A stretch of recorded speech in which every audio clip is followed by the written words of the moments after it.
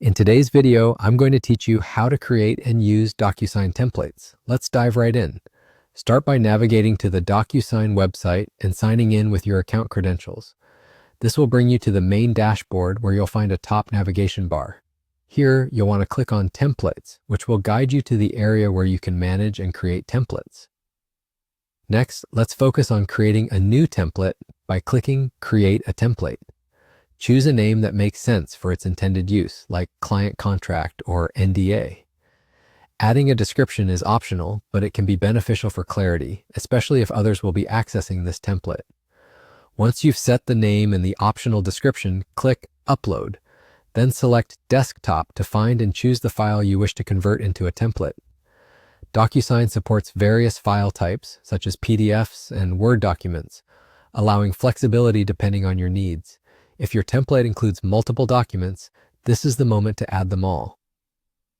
Next up, you'll want to set up the roles for your document under Add Recipients.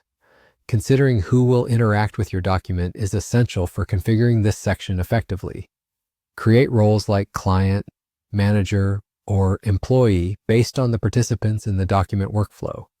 Click on Add Recipient to assign these roles and ensure that the option Needs to Sign is selected for each participant who needs to sign the document.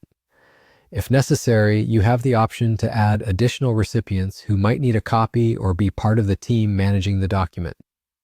At this point, you can also specify an email subject and add a message. Although these are optional elements, they can enhance communication by providing context or specific instructions to the recipients. Once you have added all the information, click Next.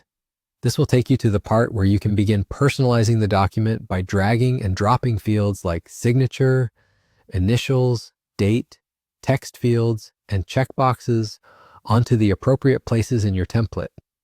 Ensuring that each field is assigned to the correct role is crucial, so take the time to double-check before moving on. After finalizing the layout and assigning roles, click Save and Close to keep your changes. When you're ready to use the template, click Use. And if everything checks out, proceed with Send to deliver your document. It's really that simple. You've successfully created and utilized a DocuSign template, making your document handling much more streamlined and efficient. Thank you for watching, and I hope you found this tutorial helpful. For more tips and tutorials, make sure to subscribe to our channel and hit the notification bell so you never miss an update. Have a great day and happy DocuSigning.